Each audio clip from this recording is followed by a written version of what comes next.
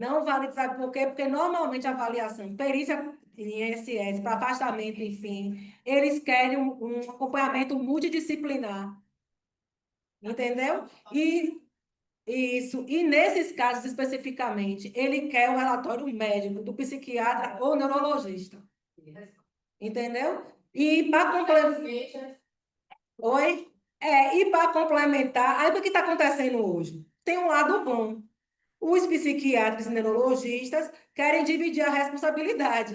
Aí estão solicitando a roda agora, a avaliação neuropsicológica. Entendeu? Porque se for.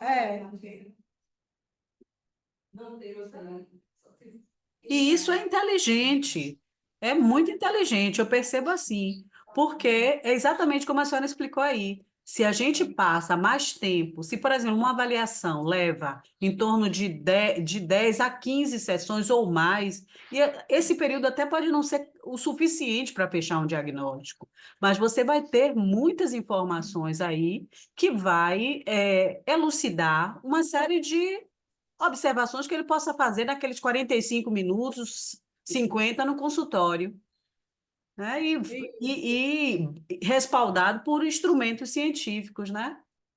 Isso. E essa questão, porque assim, deficiência intelectual incapacita, é incapacitante. E quem faz essa avaliação para definir se é extremo é só o psicólogo. O psiquiatra não tem acesso a esse teste.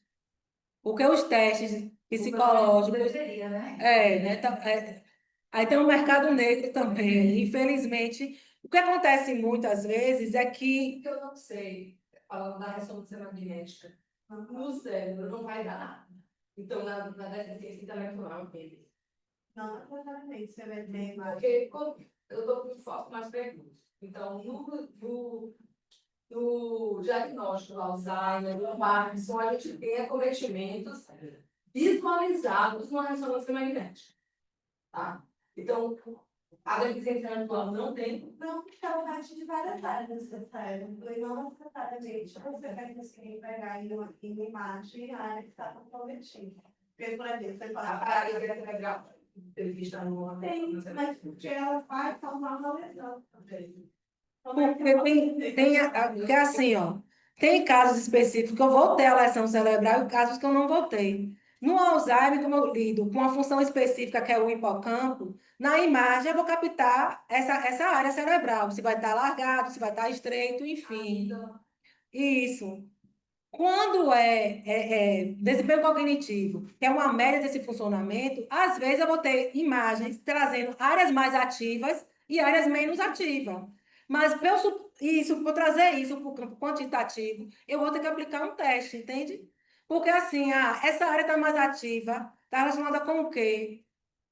Entende? Se eu não tenho uma lesão. Agora, quando eu tenho um traumatismo crânioencefálico, se eu peguei lá a parte frontal, eu vou ter um comprometimento, um possível comprometimento em funções executivas. Se lá passou, não se fixou e atingiu a área de lobo temporal, parietal, eu vou ter comprometimento em linguagem, tanto na fala como na compreensão dessa linguagem. Então, depende.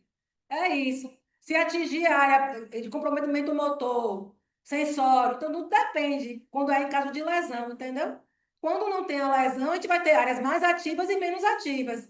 E isso vai me dizer, porque nos Estados Unidos e aqui em São Paulo, a gente tem clínicas que estão fazendo avaliação agregada com a monitorização do cérebro. Eu estou aplicando o teste e estou vendo ali quais áreas estão ativas.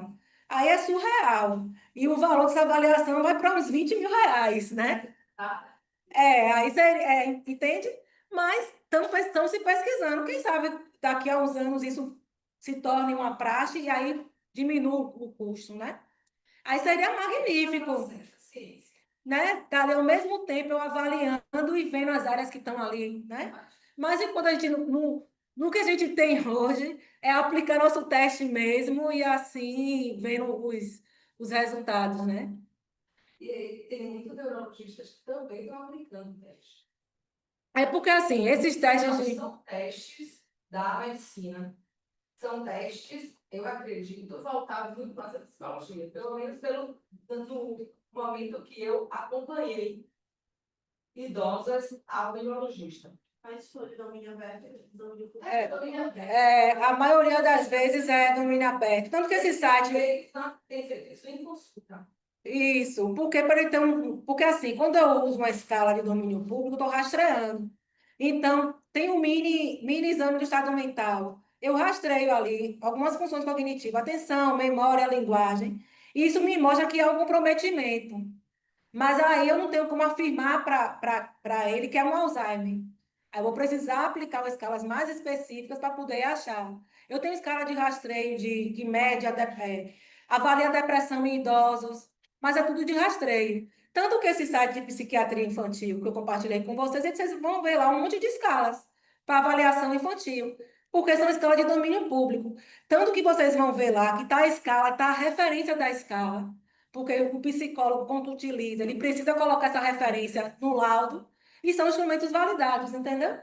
Tanto que você vai ver lá, uns falam que foi validado, uns foram traduzidos para o Brasil e tem lá quem fez isso, entende? Então, eles estão usando para ter até um arcabouço maior nesse diagnóstico, porque tem essa questão também dos benefícios, né? E também a questão do filho, do cuidador, querer incapacitar esse idoso para ficar com benefício, entendeu?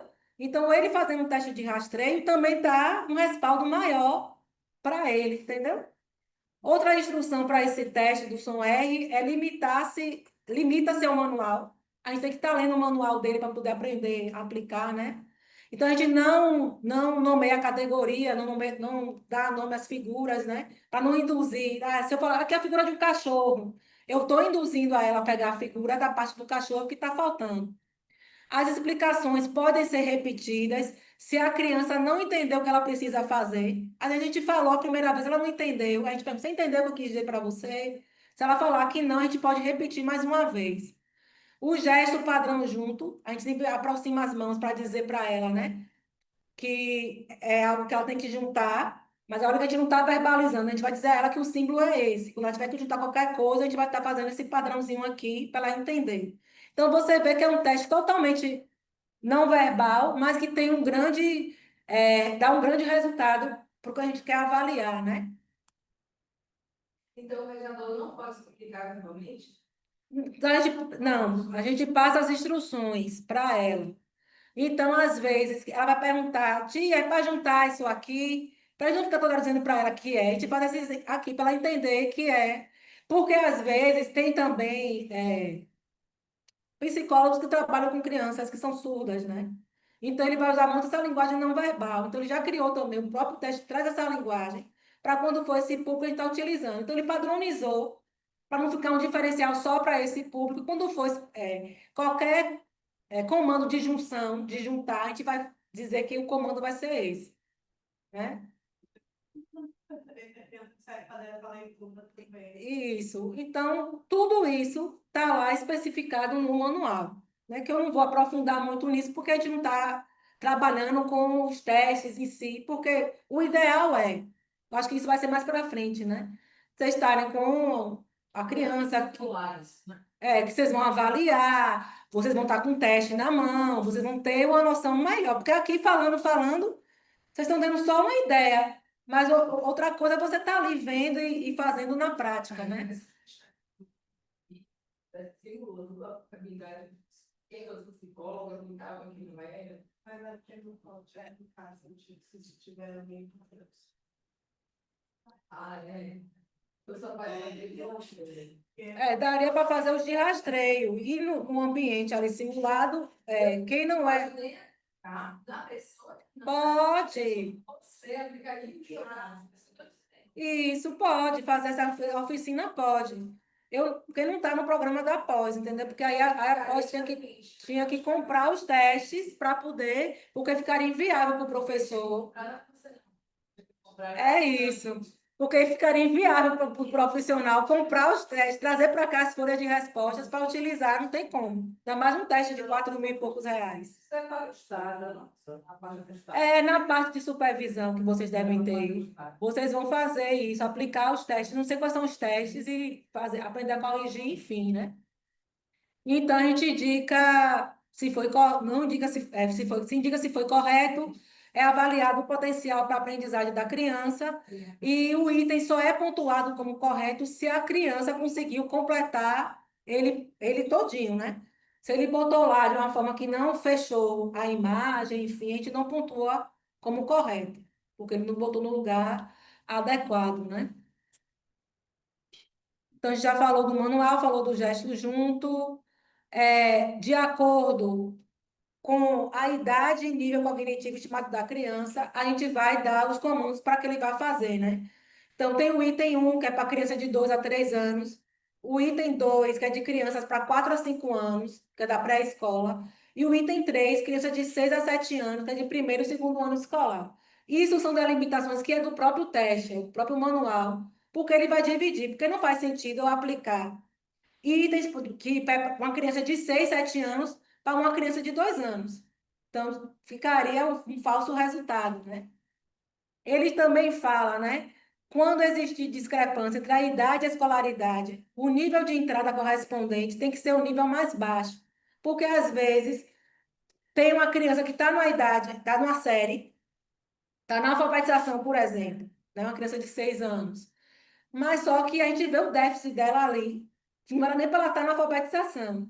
Então, eu não vou aplicar o nível de 6 anos, eu vou aplicar o nível mais baixo para poder identificar isso.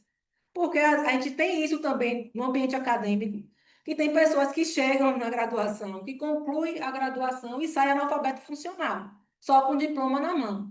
Né? Então, acontece também nesses casos com as crianças, e a gente faz essa redução para o nível mais baixo e a gente especifica isso quando a gente vai fazer o nosso laudo, né? Quando a gente vê suspeita de atraso cognitivo, que a gente já tentou fazer do nível básico e ela não consegue avançar, a gente já tem esse indicativo aí que tem algo que não está funcionando bem. Outro controlador também, a ansiedade, o medo de fracassar. A gente pode iniciar com um nível mais baixo, só para ela se inteirar do que é o teste, e depois a gente vai evoluindo para o nível que corresponde à idade dele mesmo, porque a criança também fica ansiosa. E na maioria das vezes, os pais não dizem o que ela vai fazer. A gente tem que perguntar: seu pai falou, o que você vai fazer aqui hoje? Para a gente explicar para ele. E quando a gente vai fazer entrevista devolutiva, a gente explica aos pais e também a gente dá devolutiva para a criança, dentro da linguagem da criança. Porque não é justo com a criança vir ficar quase 4 meses, 2 meses com você, fazendo um monte de atividade e depois ela não ter o retorno do que ela fez. O que significou aquelas atividades todas, entendeu? Então a gente fala na linguagem da criança, a gente faz também essa entrevista devolutiva, né? E ele tem a regra própria dele para a gente parar de aplicar. Cada subteste vai ter uma regra específica, né? 3 respostas incorretas, a gente não continua. Para mosaico e padrões, tem a regra B. 2 respostas incorretas em itens consecutivos, na parte 2 a gente para de utilizar. A regra C, quando tem recurso em 2 itens consecutivos. Quem determina isso não é a gente, está lá no manual do teste. Para a gente não achar que dá para fazer. Está dizendo aqui que não dá. Quando ele recusa também, a aplicação é interrompida quando 2 itens consecutivos são recusados. Neste caso, o subteste não é pontuado e nem utilizado para o score lá do QI. Se foi no subteste que estava voltado para habilidade visoespacial, ele recusou, enfim, não quis fazer, tudo bem. Ele não vai fazer, como eu pego esse resultado, não pontuo, fica 0. E aí vou avaliar as outras esferas que ele conseguiu fazer, e aí eu consigo tirar essa média de desempenho cognitivo dele, né? Pode estar um intervalo quando a criança recusar, a gente dá um tempinho para ela processar, depois a gente volta novamente. Se ela continuar na recusa, não tem para por que ficar. O que você quer fazer? Alguma coisa pode questionar por que ela não quer. Você pode travar esse diálogo com ela para até para entender, né? Não é aquela coisa assim, ela recusou e fala que ela lá do canto, não. A gente interage com ela, até para entender se é nível de ansiedade, se ela está com medo da avaliação. A gente conversou, interagiu com ela, e ela mostrou, a gente conseguiu acolher, e ela tem condições de votar, a gente faz. Mas mesmo assim, ela não quer verbalizar, é só dizer não, não vou forçar, porque vai me dar um falso resultado, né? O tempo, né? O tempo limite apenas na parte de mosaico é de 150 segundos, que vai ter lá para marcar, né? E o teste completo, quando a gente está aplicando, ele gira em torno de 40 minutos, que pode ser para mais ou para menos, depende dessa criança aí, como ela vai responder a esses testes. Então, você vê, mais um teste que vai levar uma sessão. Então, não tem como eu falar que vai ser, eu faço em 4 sessões, você está se enganando, né? Então, às vezes também o teste permite que tenha essa sequência inversa, né? O item de entrada 3, quando o item 3 ou 4 está incorreto, a gente pode voltar para um item mais baixo. A gente já começou lá, porque está especificado ali que para aquela idade tem que começar a partir do item 3. Só que eu estou vendo a dificuldade. Para eu detectar isso, eu vou ver o raciocínio mais básico, ela consegue fazer, porque quando eu for fazer o meu laudo, eu boto, ela tem um desempenho tal para raciocínio mais básicos, mas raciocínios mais complexos, ela apresenta dificuldade. Eu posso fazer essas inversões, né? É, no item de entrada 5, quando o item 5 e 6 estiver incorreto, eu posso voltar para um item mais inferior. E aí ele especifica que é o item 3. Então, todo esse processo de sequência inversa, de que item eu vou começar a aplicar, tudo isso é explicado no manual do teste. No laudo tem que constar tudo isso, não é esse ano todo que você respondeu.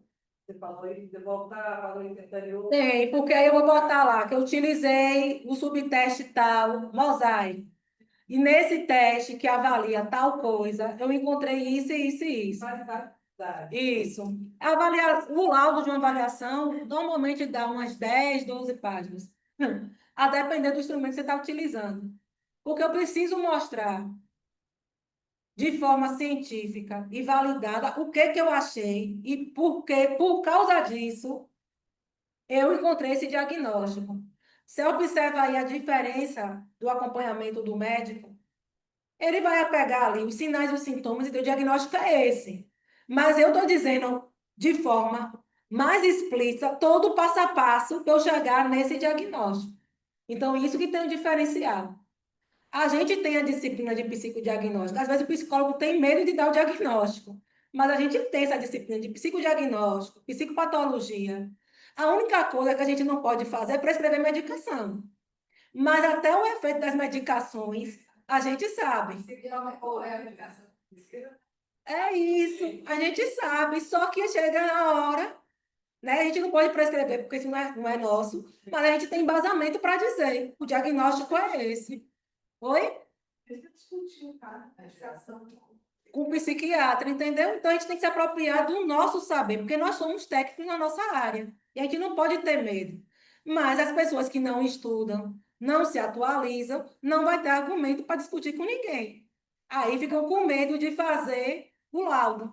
Fica com medo até de emitir um atestado quando o cliente pede. Mas não fique com medo mesmo. Se não tiver medo, vai ser pior. Você vai sair do carro e depois não indo aí. E a gente vê isso aí nesses cursos que criam aí, mas enfim. E a pontuação, o 1 é quando ele fez a execução correta, o 0 é incorreto, mais o item não foi apresentado, né? Não era para ele naquele contexto, e o menos é o 0, é o recusado, né? Ele recusou, e tipo, tu trazer um lá que vai pontuar como 0. Então, essas pontuações é tudo do teste, né? Não é a gente que vai dizer como é que vai fazer. Ele tem o mosaico, né? Que é uma outra parte do teste. A gente começou lá o primeiro subteste, agora a gente tem o mosaico, que nessa parte do mosaico, ele vai estar lá.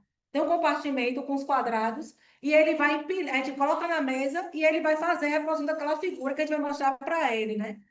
Então, a gente mostra, ele começa pelas extremidades até ele começar a completar a figura completa, né? Fechar essa figura. Vou mostrar aqui, né? Tá vendo aí a figura, né? Ele vem com essa base aqui e eu vou dar o estímulo a ele, qual é a figura que ele vai completar aqui nesse quadradozinho, né? Vai ter a figura mestre para ele reproduzir. Então, não está no desenho ali, está mesmo trabalhando com recursos lúdicos mesmo, quadrado amarelo, quadrado vermelho, ele vai conseguir montar. Então, essa é a parte do mosaico, né? Então, tem lá a moldura, a gente tira, coloca na mesa e explica para a criança o que ela tem que fazer, né? A gente vai colocar do lado direito da criança, se ela for destra, do lado esquerdo da criança, se ela for canhota. Todos esses detalhes estão lá no manual. Então, assim, não é para comprar o teste e achar, eu vou aplicar o teste do nada. Eu tenho que entender qual é a dinâmica desse teste.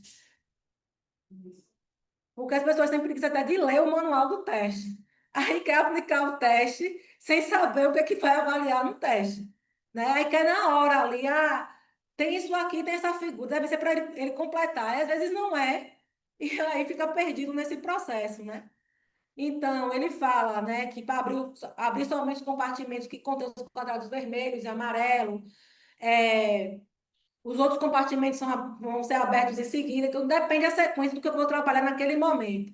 Se é o momento de trabalhar só com as figuras vermelhas, eu vou só abrir o compartimento dos quadrados vermelhos. Se é só do amarelo, do amarelo. Se é dos dois juntos, eu vou abrir os dois compartimentos no mesmo momento. Então, é um tempo de 150 segundos. E se a gente vê que ele está falhando, que não está conseguindo fazer, a gente pega, suspende e não aplica mais o teste, né? Eu trouxe a figura dele, tá vendo? Tinha a base e ele vai construir a figura modelo ali, que tá essa figura modelo aqui do amarelo e vermelho. Então, ele vai precisar trocar essas cores que já estão aqui para poder montar a figura que eu dei a ele de modelo. Então, nesse caso, eu vou abrir o comportamento para ele, amarelo e vermelho. Porque o que ele vai precisar copiar é essa figura que está aí, que eu botei para ele, que é com essas cores. Isso. Aí a outra figura, entendeu? Que ele vai ter que montar. Eu dei os compartimentos para ele e tem a figura mestre, que é essa daí. Então, ele vai reproduzir como ele está aí. Então, ele vai ter que usar raciocínio para poder ver qual a peça que ele vai conseguir. É como a estratégia do quebra-cabeça, né? Qual é a peça que ele vai colocar, a forma que ele vai montando isso aí. Isso. Mais simplórias e depois mais elaboradas. Sempre vai ser assim. Todo o teste de raciocínio, de QI, de inteligência, ele começa com raciocínio básico, coisas bem fáceis de se fazer. Depois, ele começa com nível mediano, até chegar em níveis mais complexos. Para adulto também. Isso, que aí ele falou que 150 segundos para resolver isso aqui. Tem teste de inteligência para adulto que é em 4 minutos para você fazer lá, preencher o livrinho com as respostas. Entende? Então, tem toda uma lógica. Estou trabalhando com raciocínio, né, abstrato, concreto, né, resolução de problema. Aí, outra categoria, né, o outro subteste é a categoria. A gente não dá nenhuma informação verbal extra, como nomear a categoria ou a figura. Se ela, a categoria de animais que voam, eu não vou dizer, aqui é um pássaro, aqui é, sei lá, um pombo, enfim, eu não posso nomear. Eu preciso que ela entenda ali que são animais que voam. A criança deve classificar 4 ou 6 cartões. Os cartões são dados de um a um para a criança. Porque se eu der muita informação de vez, eu vou acabar interferindo nesse processo. Na parte 2, a criança é solicitada a escolher 2 figuras da página esquerda que pertençam à mesma categoria. Vamos ver isso aqui na prática, né? Tem aí, tá vendo? Então, tenho lá as flores e tem as balinhas. Isso vai estar disponibilizado na mesa para ela, as figuras, para ela colocar aí. Então, ela sabendo o que são o que é a flor, a categoria flor, são flores. Ela vai lá pegar aquela para colocar ali, na categoria flor. Se ela vai lá e pega a balinha e bota na categoria flor, eu não vou dizer ela ficar colocando na categoria errada, porque isso é indicativo de avaliação para mim, entende? Então, vai estar esse testezinho com essas categorias para ela estar colocando. Ah, Cláudia, mas ela não sabe distinguir ainda, mas ela sabe o que é igual.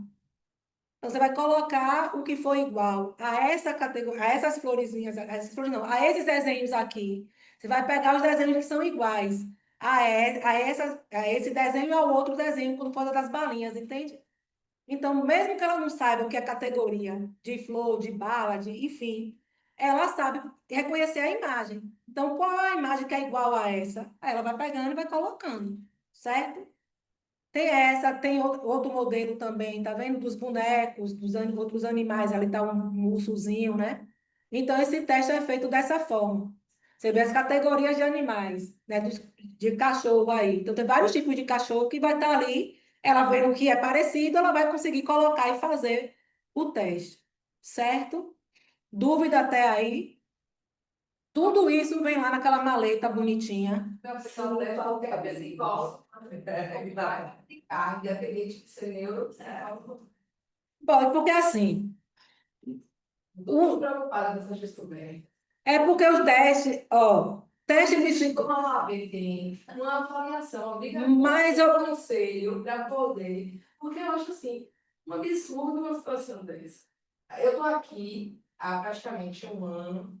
Tem uma série de. Eu não posso usar um teste psicológico e aplicar para elaborar um relatório para dar um resultado, um diagnóstico de um paciente. Agora, um psicólogo formado por um ano pode, sem ter nenhuma especialização em neuropsicologia, até que ponto isso é reserva de mercado?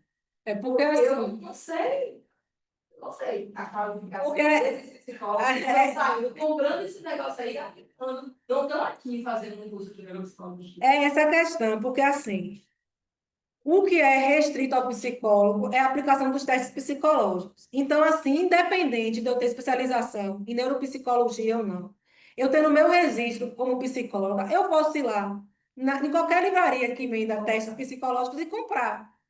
E acontece muito isso.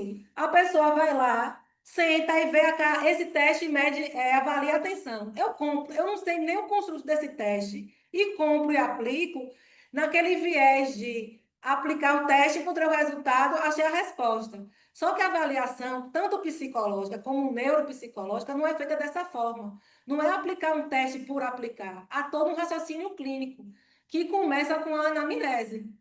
Entende? Então as pessoas nem sabem. Eu preciso avaliar a personalidade, porque fatores de personalidade interferem no comportamento e interferem na minha cognição. Aí tá essa briga, né? Que tem que se ampliar para definir o que. Mas o conselho tá indo em passos lentos. Mas estamos conseguindo, tanto que agora ela querendo pegar a nomenclatura de psicoterapia como um dos fazeres do psicólogo e do psiquiatra. Porque todo mundo se intitula psicólogo e acha que pode fazer tudo. Enfim, É terapeuta, mas não. isso.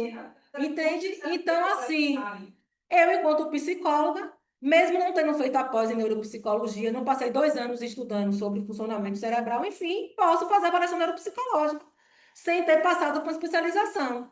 Entende? Então, Sim. porque você é habilitado pela graduação, porque você vê psicodiagnóstico, processos básicos de desenvolvimento, princípios básicos como atenção, memória, enfim. Então, subentende que você está apto. Mas, como eu quero oferecer um serviço de excelência, eu quero me especializar. E aí eu vou fazer minha formação à parte para poder estar ali. O ideal seria, eu concordo com você, que tivesse sim uma prova, como tem a OAB, como agora está fazendo com os médicos, né? Que eles estão submetidos agora a uma prova para poder mostrar esse nível de capacidade, porque a gente está tendo muito erro médico. Muito, muito, muito. Tem uma faculdade, né, que eu fui para assistir uma aula que a professora pediu, a professora de psiquiatria, atrelado com um outro psicólogo, um outro médico da área lá a ginecologista até, né? Para a gente poder estar acompanhando lá os alunos, enfim, porque tinha alguns alunos que estavam apresentando crise de ansiedade. Aí, quando a professora perguntou, né, sobre onde estava a localidade da região pélvica, aí, 3 alunos, não foi um, não, foram 3, falaram que estava aqui, nessa região das costas, a lombar. Medicina. Sim. Conseguiram perceber? Então, hoje o mercado eu tenho condições de pagar a faculdade de medicina, tenho 15 mil, 20 mil para pagar, eu vou ser médica. Agora, o tipo de médico que eu vou sair, como isso serve para qualquer área. Entramos todos psicólogos, mas o tipo de profissional que eu vou sair comprometido com a ética, né, com o oferecer um serviço de excelência, já não depende mais de mim enquanto professora. Eu, enquanto professora, me comprometo em passar tudo o que eu posso, o possível e o impossível, eu passo a ética, tudo, mas isso não quer dizer que meus alunos vão sair seguindo aquilo que eu estou dizendo, entendeu? Como toda área tem o bom e o mal profissional, infelizmente. Então, a gente está criando agora, o MEC começou a criar essas outras estratégias aí de avaliação, e eu concordo, porque aí vai ter uma peneira maior, e dizer vai estar os bons profissionais. Já aconteceu o caso de um clínico estar atuando como psiquiatra. Só descobriram que ele não era psiquiatra quando chegou lá o pessoal do porte de arma da polícia querendo um relatório de sanidade mental, enfim, e ele começou a encaminhar para o psiquiatra de outra clínica. Não, quem faz esse tipo de relatório não sou eu, não. Mas o senhor não é psiquiatra? Aí, quando vai se buscar o registro dele, ele não tem especialização, porque hoje tem o RQE, né? Ele não tem. A formação dele é em clínico. Mas ele estava lá e a clínica também corresponsável vendendo o produto que ele era psiquiatra, ele não era. Porque lá no Instagram da clínica estava lá, psiquiatra, doutor fulano de tal. Olha o engodo aí, só que aí acabou tendo problema. Mas o pessoal acabou denunciando, entendeu? Porque foi uma leva de profissionais que foram buscar, porque a questão do trabalhar com sinais e sintomas, ele poderia emitir mais rápido esse laudo, né? E aí, esse relatório. E aí, deu problema. Então, para você ver o quanto a gente fica a mercê. Porque você vai para um médico que diz que a região pélvica é na região lombar, o bebê vai nascer aonde? Vai sair por onde? Então, é complicado. Ou não vai sair das que estão se encontrando. Né? Então, é complicado. Então, eu passar mal, já deu uma emergência, um médico desse que não sabe nem especificar onde é que estão as coisas, é complicado. Aí a psiquiatra falou assim, ó, daqui, se eu passar mal, ela falou nos bastidores, né? Você chama fulaninho, porque fulaninho é o autista da turma, né? Você chama fulaninho, porque fulaninho vai saber, e ele sabe, precisar, o que que eu estou sentindo, o que que está aqui, qual é a parte, qual é o órgão. Precisa saber a precisão dele. E que os outros, que são típicos, não sabem. Teve uma Né? vez que passou uma mulher que teve que parir, saiu da maternidade com anos na cara. Para você ver. Então, é complexo. E o outro subteste que vem nessa escala é o situações, né? Que o examinador vai posicionar na frente, né? A parte faltante e vai pedir para que a criança completar essas figuras que estão lá faltando. A gente não precisa dar nenhuma informação a ela verbal, de nomear. A figura é essa, não. Está lá a parte faltante, ela vai identificar o que ela tem que preencher. A gente vai só dar o comando, né? E encontra a parte que está faltando dessa figura. Dessa forma aqui, ó. Tá lá, faltando a parte aí, a gente sabe que é uma borboleta. Então, ela vai lá encontrar a parte, até pela própria cor. A parte que está faltando vai ter também um pedaço azul. Então, ela vai identificar ali, isso aqui está faltando, e ela vai colar. Eu não preciso dizer para ela que isso aqui é uma borboleta. Então, a gente não tem muito comando verbal, não. Certo? Tem a parte 2 também, que ela vai ter lá, né, para selecionar as peças que estão faltando também, né? Uma ou duas partes da figura vai estar sendo retirada, ela vai estar lá preenchendo, a gente também não vai dizer nenhuma nomeação dessas figuras, né? Que é esse exemplo aqui, tá vendo? Tá faltando a partes dessa figura, que são animais, tá faltando aí né, as patas, enfim. Então ela vai olhar, ela vai ter que olhar para o animal e pegar lá a pata que corresponde a que está faltando aquele animal. Então você vê que não precisa ficar dizendo, é uma ovelha, é um cavalo, ela vai lá pegando e vai fazendo. Então você vê que trabalha muito com resolução de problema, né? Tem um problema e aí está pedindo que ela resolva para a gente. Aí, né, as outras figuras também, né? Situações, pelo comando que está ali, o que o carro tem que estar fazendo, tem que estar andando, tem que estar parado, enfim. Então, vem, né, o blocozinho dessa forma, e aí é aplicado, né? Então, tem as partes padrões, que é a última parte que a gente avalia desse teste, que vai estar lá um desenho impresso e vai ter alguns pontos. E a gente vai pedir para a criança ligar esses pontos para formar aquela figura que a gente está pedindo que ela faça ali, né? E normalmente a gente bota a figura, a cartolina, né, amarela embaixo da página, que a criança vai desenhar para que não passe para outra página, né? o que ela está fazendo ali, porque às vezes ela marca com muita força ligar esses pontos e acaba tendo a outra figura que ela tem que ligar também e vai ficar confuso para ela na hora de fazer o comando que vai ser pedido, né? Ele vem assim, a instrução, né? Copiar o modelo conectando pontos um ao outro. E ele tem tempo também, é 150 segundos. Aí vem aqui, ó, esse modelo, por exemplo. A gente vai pedir para ela ligar, vai mostrar a figura matriz e pede para ela ligar para montar essa figura matriz. Que aí eu estou avaliando comportamento motor fino, entendeu? Então, o teste tem toda uma lógica. Ele é aplicado para avaliar aquilo que vai me dar esse desempenho cognitivo. Não é aquela coisa fazer só por fazer, né? Então, a correção dele vai seguir o que está lá no manual, porque ele é especificado por faixa etária. Então, de 2 anos e meio a 3 anos, vai ter lá o score. De 4 anos a 5 anos, o outro score, entendeu? E a gente não precisa gravar isso, porque o manual é feito para a gente estar consultando, né? Pronto, a gente tem o outro teste, que é o teste de desempenho escolar. Eu não vou conseguir dar ele todo hoje, porque ele é um pouco grande, e a gente está faltando 20 minutos já para acabar a aula, né? Eu vou só falar inicialmente dele, e na próxima aula a gente vai dar continuidade com ele, o BPA, que a gente tem que ver também, o STRUP, e eu botei 2 escalas de domínio público, que também é rápido, para vocês terem conhecimento também, né? Oi. Não, não tá, não estava nas referências, não. Mas é uma escala também que é de domínio público. Tem a versão de domínio público, pode utilizar. Isso. Esse teste de desempenho escolar 2 que avalia transtornos de aprendizagem, né? Que avalia leitura, escrita aritmética, também qualquer profissional pode utilizar, não é restrito ao psicólogo. Normalmente, teste de personalidade, de atenção, de memória, é restrito, né? De inteligência, é restrito ao psicólogo.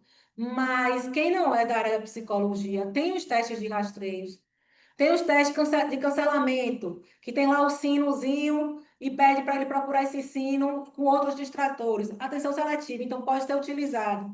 E todos esses testes de domínio público, eles têm lá a correção e a interpretação, que dá para a gente estar aplicando e estar utilizando isso tranquilamente.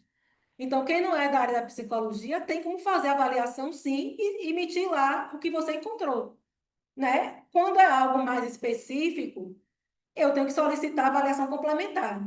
Então, não tem mistério nenhum, né? Então, o teste de desempenho escolar 2 ele visa avaliar habilidades básicas de leitura e escrita aritmética.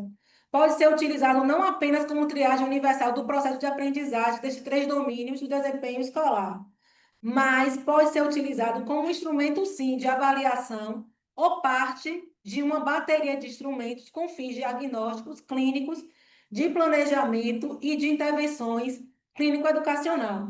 Eu estou lá, sou pedagoga de uma escola, psicopedagoga de uma escola, vem muito essa queixa, né? De transtorno de aprendizagem, eu posso estar utilizando essa escala aqui para me dar uma noção do que está acontecendo com essa criança, né? No ambiente clínico, eu posso utilizar para poder me dar essa mensuração, como também eu estou fazendo a reabilitação dessa criança e eu quero ver o que foi que ela evoluiu.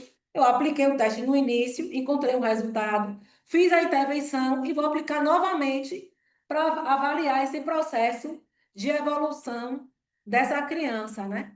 Então, a gente tem um público-alvo, que são crianças do primeiro ao nono ano, né, de escola pública e privada, não tem muito mistério, e tanto crianças com desenvolvimento típico ou atípico, porque ele vai vir especificado os blocos por nível de escolaridade, né? E a gente vai aplicar ali para aquela criança de acordo com o nível de escolaridade que ela está. A composição, ele vem com livro de instrução, o manual, vem o subteste de escrita, e esse subteste vai vir do primeiro ao nono ano, com 25 folhas. Depois eu vou ter o de aritmética. Oi? Sim. Esses testes são todos nacionais. Não, tem o próprio Som R, ele trouxe a validação para cá. Eu falo que quando for compreender essa questão de graduação, né? Ensino médio, Entendi. fundamental, o conteúdo a trabalhar para poder aplicar. Ele tem. Quando a gente pega um teste que ele é traduzido, a gente constrói a versão brasileira, trazendo para a nossa realidade. Aí você vai ver lá. O teste foi validado e adaptado por fulana de tal, porque ela traz para o nosso contexto. O BPA mesmo, ele ampliou, que ele era para um público, que é um teste que avalia a atenção. A gente vai ver ele aqui. Antes, ele era para um público de 6 a 82 anos. E ele mensurava até a graduação, nível superior. Aí ele foi vendo a necessidade de ampliar isso.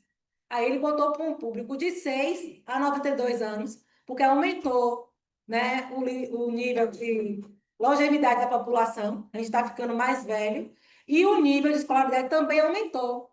Hoje são poucas pessoas que não têm uma pós-graduação. Aí ele ampliou. E aí o que que ele fez mais? Ele pegou, colocou, dividiu por região também. Então você vai ver região Nordeste, tem Sudeste, Centro-Oeste. Oi?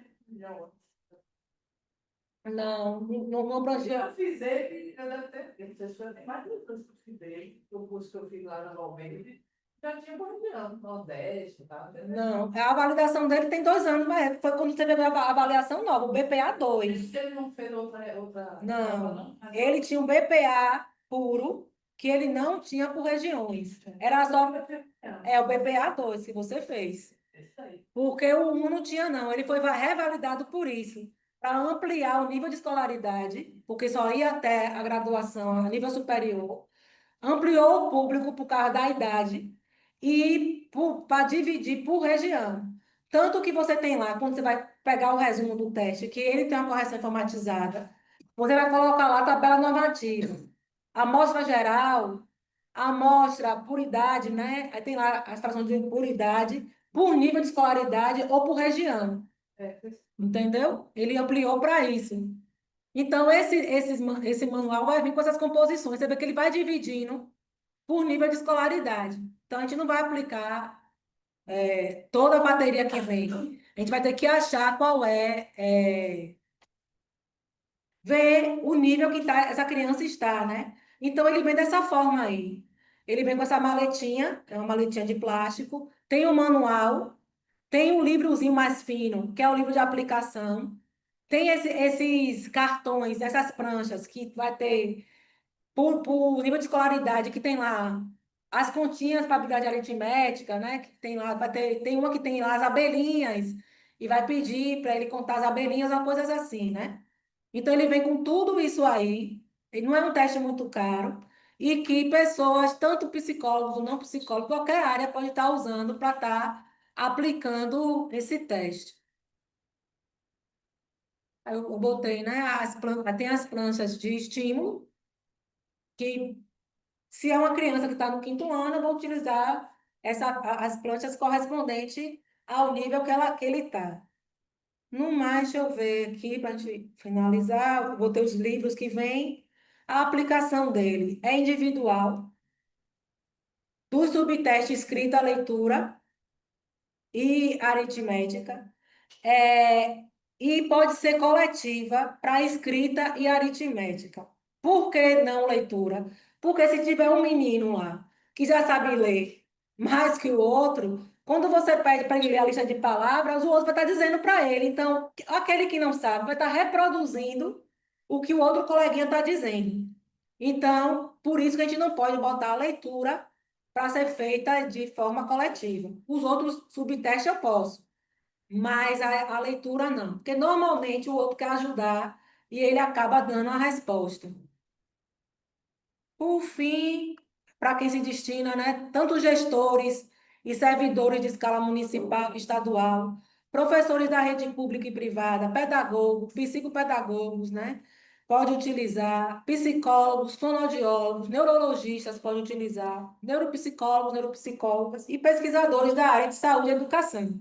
Então, ele é bem abrangente para todos esses públicos aí, né? É de domínio público que a gente fala que outros profissionais podem, mas só que ele não é de graça, ele é pago. É um domínio que outras áreas podem acessar, mas vocês precisam pagar para ter, né? Essa parte da instrução dele, eu vou deixar para falar na próxima aula, para vocês entenderem. E é isso. Alguma dúvida, perguntas? Tanto o pessoal que está aqui quanto quem não está.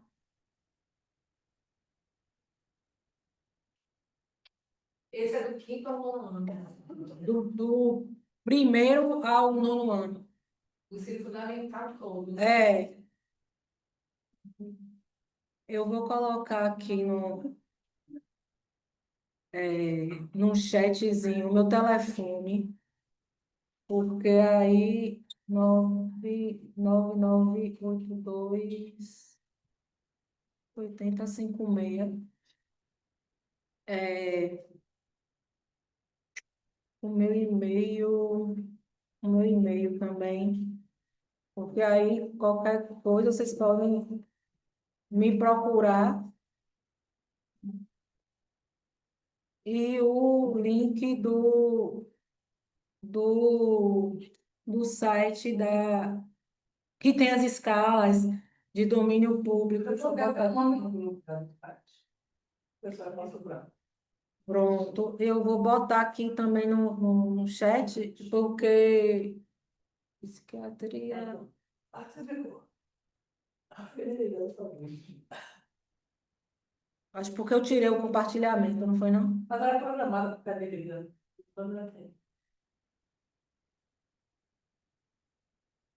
Pronto, aí eu coloquei, aí nesse site vocês vão ter as escalas de domínio público, tem curso que eles oferecem de forma gratuita também. Então, um catatal de escala para quem vai para essa área de avaliação infantil. O que eu indico para vocês que já são psicólogos, estão atuando, enfim, para vocês irem perdendo o medo de fazer a avaliação. Vocês pegam essas escalas de rastreio e já vão aplicando no consultório de vocês, ou quem é da área de psicopedagogia, pedagogo também, que está na escola, que vem aquela criança que vem, né? Ah, tá com suspeição disso, enfim. Vocês pegam essas escalas de domínio público e vai aplicando para vocês irem se inteirando de como é a escala, para fazer a correção. Nesse site você tem escala para traços autísticos, você tem escala para avaliar TDAH. Aí vocês já vão aplicando, e lá tem como fazer a correção. E vocês vão aplicando, já vão se familiarizando com esse conteúdo para ir perdendo o medo, né? Já que tem lá, vocês vão gastar com o quê? Com a impressão, imprimir, fazer, corrigir, né? Às vezes tem um familiar mesmo, né? Que a gente não pode avaliar nossos familiares, mas como cobaia, não, deixa eu fazer aqui do meu sobrinho, estou ir testando, enfim, que aí vai ajudando vocês. Nossa, cara, eu fiz vários. Olha, atenção, é sempre poucos reais. Ficava fazendo vários, eu não fazendo cada outro. Eu não fiz o monográfico porque é 400 e pouco, e depois eu vou fazer. Isso, mas é isso. E aí, você aprende a fazer o laudo, exercício tudo, você aprende a fazer o laudo, você A aprende correção. a gente aprende a opção. Isso, aí tem essa opção. E também tem o. Aí na Cubana, eu fiz como. Então, tem. Sim,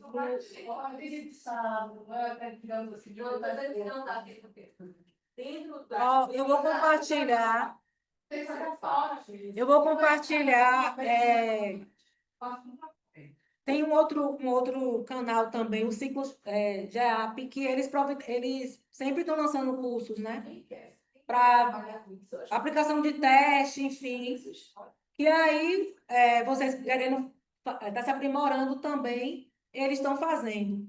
A Crivo também, quando chegam testes novos, ela faz esses workshop gratuito mesmo, que ela explica como é o teste, enfim. Tanto que, porque é para vender também, né? Se vocês forem na livraria também, querer comprar algum teste, enfim, eles dão essas orientações.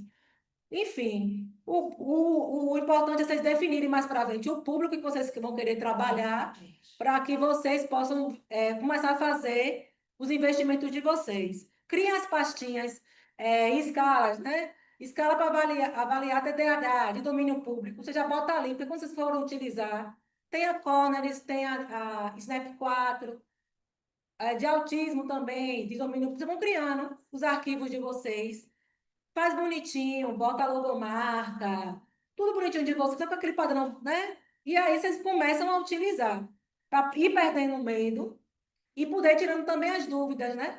Então, é isso. No próximo sábado, dia 23 a gente se encontra novamente. Eu deixei aí os meus contatos, né? Vocês podem estar mantendo contato comigo.